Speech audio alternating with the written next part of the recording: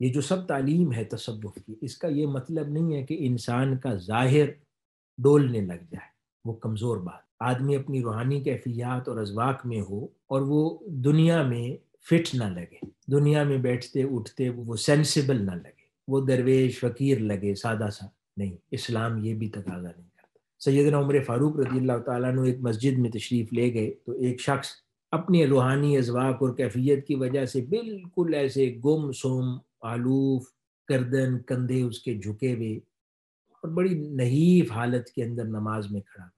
آپ نے اس کو جھنجھوڑا اور کہا آپ سیدھے کھڑے ہو اور فٹ ہو کے صحیح طرح جرت سے نماز پڑھو، کیونکہ یہ جو ذوق ہے یہ فقیری یہ دل کی ہوتی ہے، جسم کی نہیں ہے۔ جسم تمہارا توانا نظر آنا چاہیے، رسپیکٹیبل، فٹ، تمہارا لباس فٹ ہونا چاہیے، رسپیکٹیبل ہونا چاہیے، جہاں جاؤ تمہیں لوگ عزت سے دیکھیں۔ نہیں، تمہارا لباس اچھا ہونا چاہیے، فٹ ہونا چاہیے، رسپیکٹیبل ہونا چاہیے، اپ ٹو دا مارک ہونا چاہیے، جابز کے مطابق ہونا چاہیے، جہاں پر آپ کی دنیا کے لحاظ سے بھی عزت کی جائے۔ اور یہ جو خشوع و خضوع ہے، یہ فقیری ہے، یہ تصوف ہے، یہ دوستی ہے، یہ دل کی ہے، یہ کیفیات دل کی ہے، اور یہ دین کی تعلیم ہے۔ آپ کو نہ دنیا سے کاٹتی ہے۔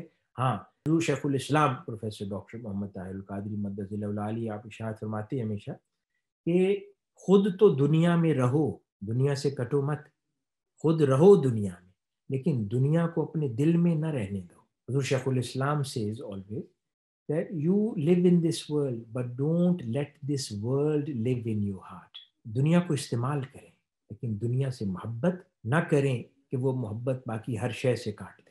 کاروبار کریں، بہت بڑے کاروباری بنیں، اچھا لباس پہنیں، اچھا گھر بار پلائیں، بچوں کو اچھی زندگی دیں، تعلیم دیں، کاروبار دیں، سب کچھ دیں، اس کے ساتھ دین بھی دیں، اللہ کی محبت بھی دیں، حضور کی محبت بھی دیں، اولیاء کی محبت بھی دیں، دین کا فہم بھی دیں، دین کی خدمت بھی دیں، یعنی بیلنس کریں۔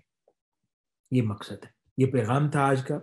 اللہ پاک ہمارا حامی و ناصر ہو، اور جو باتیں ہم نے کی ہیں ان پر عمل پیرا رہنے کی اللہ پاک ہمیں توفیق عطا فرمائے۔